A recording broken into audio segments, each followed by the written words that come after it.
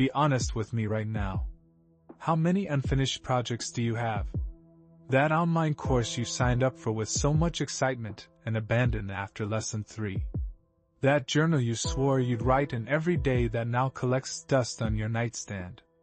That business idea you spent 2 weeks obsessing over, bought the domain name, maybe even designed a logo, and then one morning you woke up and the fire was just gone. Like someone blew out a candle inside your chest.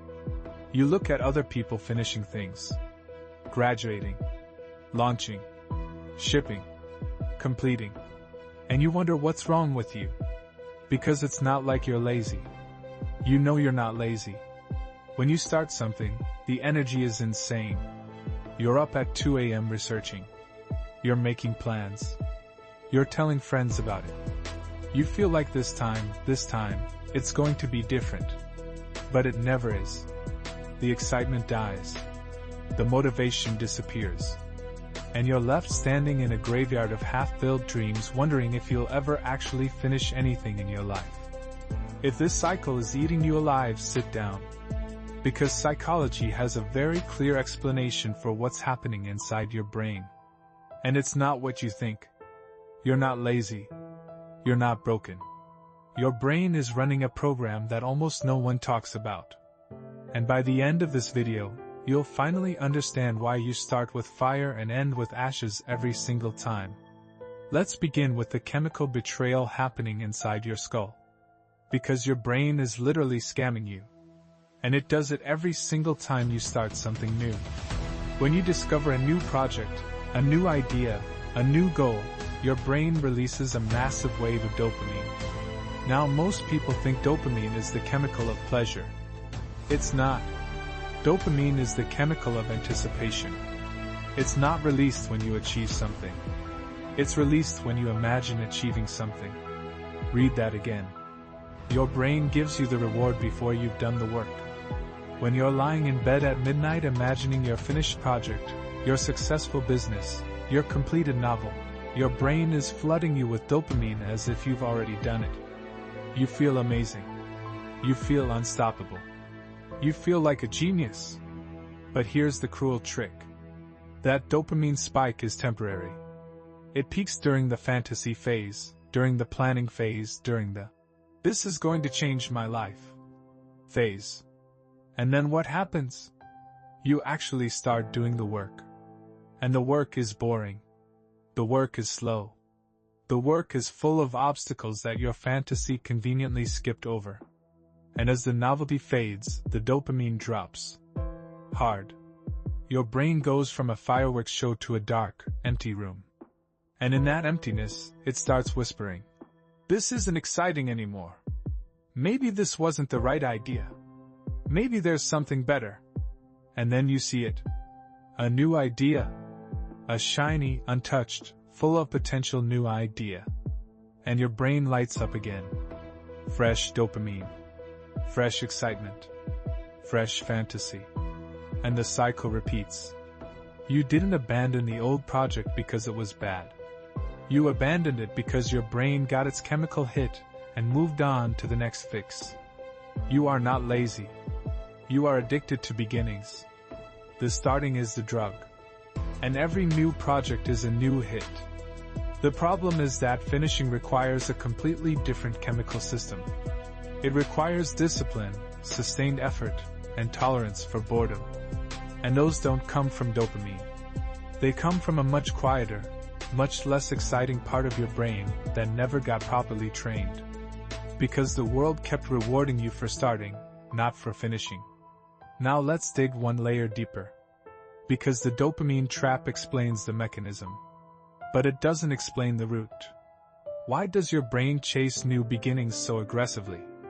Why can't it sit with the discomfort of the middle?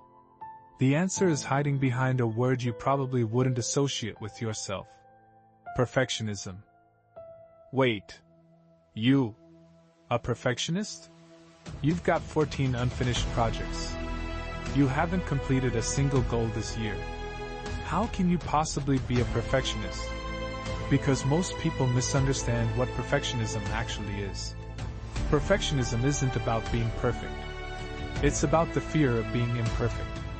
And that fear shows up in a very sneaky way for people who never finish things. Here's how it works. When a project is unfinished, it still holds infinite potential. It could be amazing. It could be the best thing you've ever created. As long as it's incomplete, it exists in a safe space where it can't be judged. The moment you finish something, that safety disappears.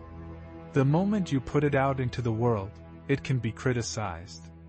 It can fail. It can be mediocre. And for a brain that equates your self-worth with your output, mediocre is terrifying. So your brain developed an elegant escape plan. Never finish. Because if you never finish, you never fail. If you never put it out there, nobody can judge it. And if nobody can judge it, your identity stays safe. The unfinished project isn't a failure. It's a shield. You tell yourself, I could have finished it if I wanted to. I just lost interest. But the truth underneath is, I stopped because I was terrified it wouldn't be good enough. And if it's not good enough, then maybe I'm not good enough. Psychologists call this self-handicapping. It's a defense mechanism where you unconsciously sabotage your own performance so that if you fail, you have a built-in excuse. I didn't really try. I wasn't that serious about it. I moved on to something better. These aren't explanations. They're armor. They protect you from the one thing your brain fears more than failure itself. Trying your absolute best and still not being enough. This is why the pattern feels so confusing from the inside. You genuinely do feel excited at the start. The motivation is real. The ideas are real. But the moment the project gets close to a point where it could be evaluated, where the gap between your vision and reality becomes visible, something inside you shuts down. Not because you're lazy.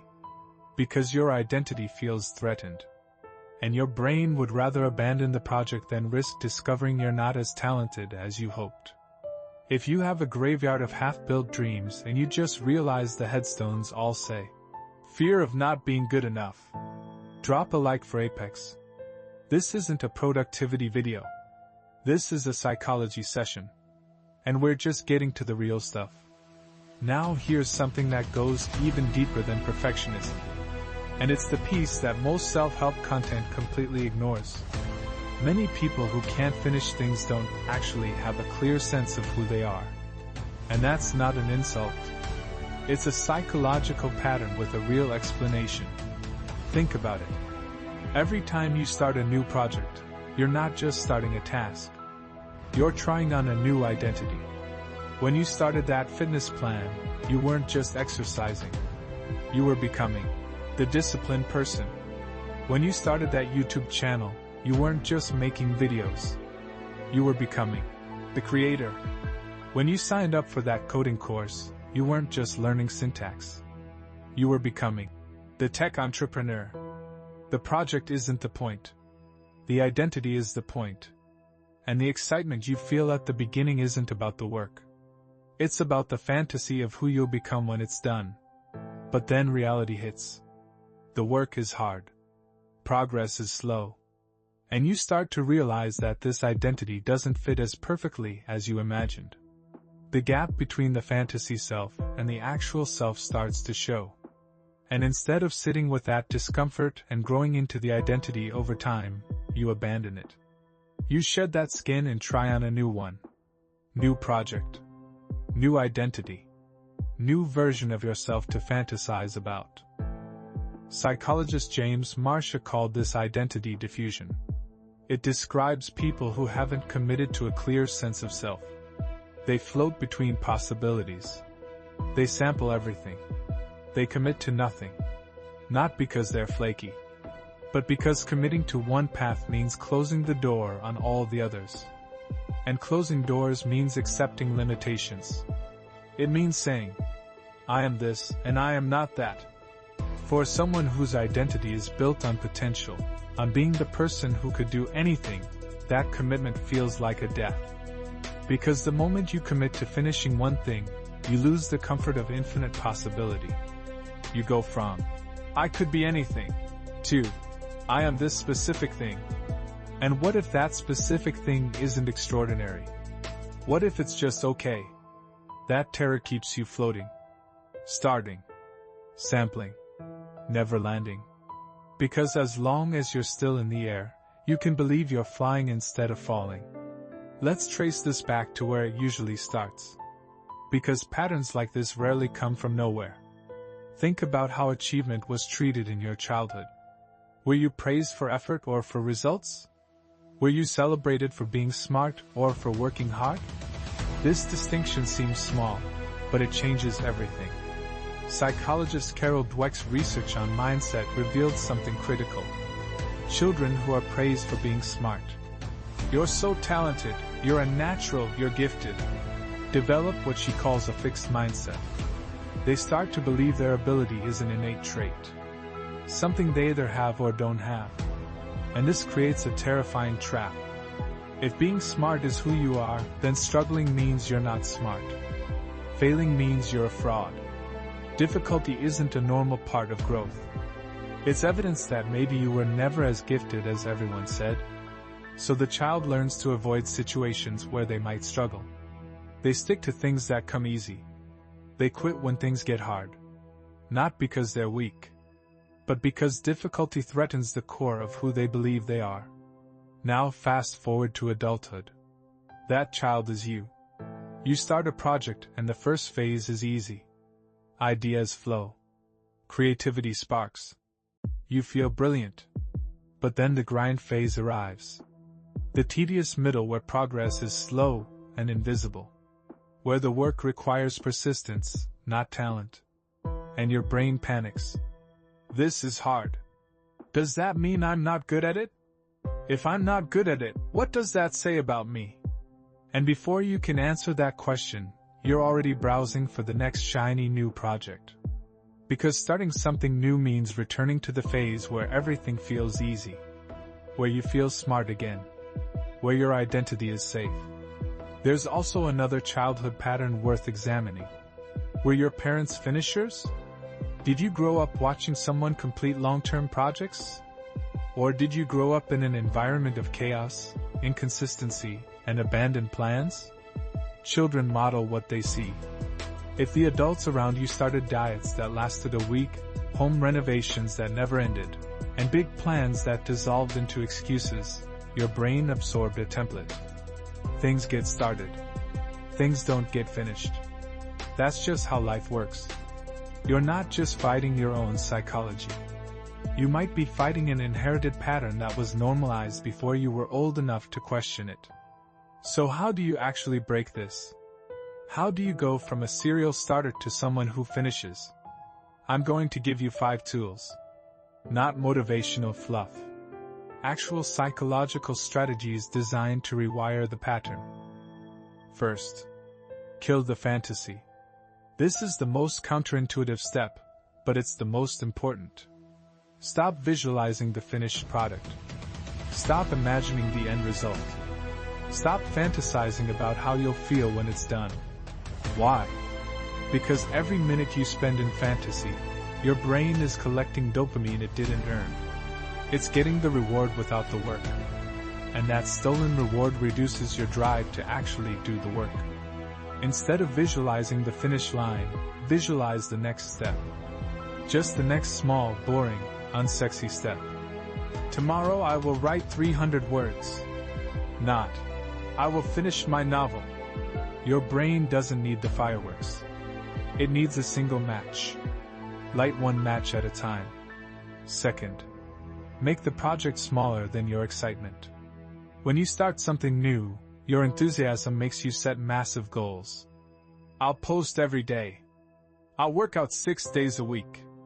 I'll learn 3 languages at once. That enthusiasm is dopamine talking. And dopamine lies. It promises you energy that won't be there in 2 weeks. So cut your plan in half. Then cut it in half again. If you think you can commit to writing every day, commit to writing twice a week. If you think you can work out 5 days, commit to 2. Start so small that your brain can't find an excuse to quit. You can always increase later. But you can't increase if you already abandoned ship. Third, build a finish ritual. Your brain has strong associations with beginnings because beginnings are exciting. You need to build equally strong associations with endings. Every time you finish something, even something small, a chapter, a workout, a week of consistency, reward yourself deliberately. Not with a new project. With something that celebrates the completion itself. A meal you love. An hour of guilt-free relaxation. A physical checkmark on a wall calendar. You are teaching your brain that finishing feels good too. Right now, it only knows that starting feels good. You need to balance the equation. Fourth, expect the dip and plan for it. Every project follows the same emotional curve. There's a peak of excitement at the start.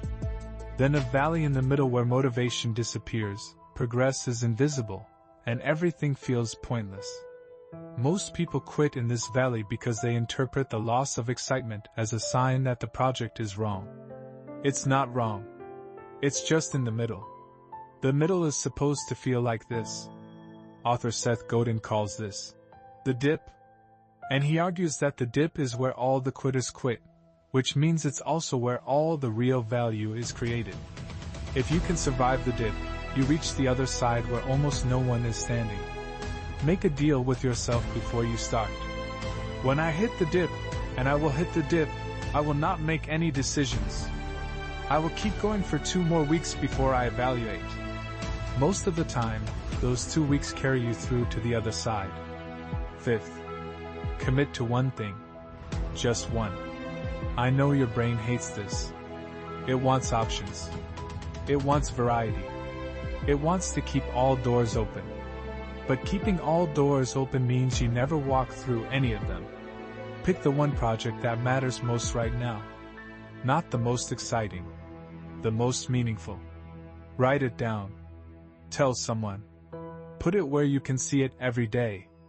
And make a non-negotiable pact with yourself. I will finish this before I start anything new.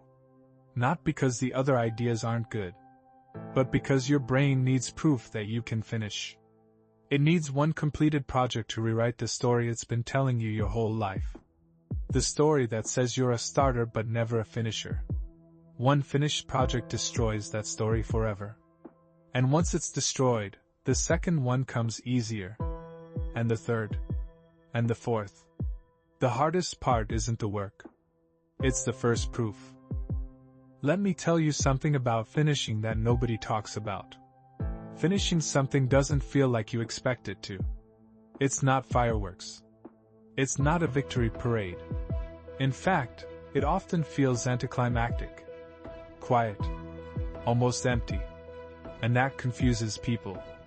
They think, I worked so hard and this is it. This is how it feels? Yes. That's exactly how it feels. Because finishing isn't about the result. It's about what it does to your identity.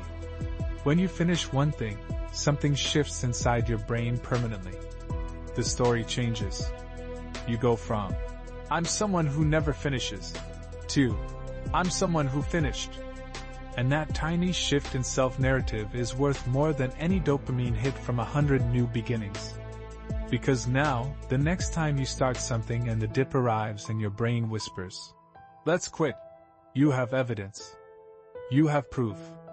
You have a counter-argument that didn't exist before. I finished before. I can finish again. That proof becomes a foundation. And on that foundation, you build a completely different life. Not a life of exciting starts and quiet abandonments, but a life of things that actually exist. Things you built. Things you completed. Things that are real because you refuse to let them stay imaginary. The world is full of people with beautiful ideas that never left their heads. The graveyard of human potential isn't filled with people who lack talent. It's filled with people who never finished. Don't let that be you. So here's what I need you to understand before you close this video and go start something new. Which, let's be honest, is what your brain is already planning. The excitement you feel at the beginning of a project is not commitment. It's a chemical bribe. It's your brain offering you free dopamine in exchange for a fantasy it has no intention of helping you build. Real commitment starts the morning after the excitement fades. When you sit down and do the work even though every cell in your body wants to do something else. That is where your character is forged. Not in the spark. In the grind. You have enough ideas. You've always had enough ideas. What you need now is one finished thing. One project that you carry all the way from spark to completion. Not perfect. Not extraordinary. Just done. Because done beats perfect every single day of the week. Stop collecting starts. Start collecting finishes. That is where your real life is waiting for you. If this video made you see a pattern you've been blind to your entire life, click the video on your screen right now. There's more here for the person you're becoming. I'm Charles. Subscribe so you don't miss what's coming next. Goodbye, and I'll see you next time.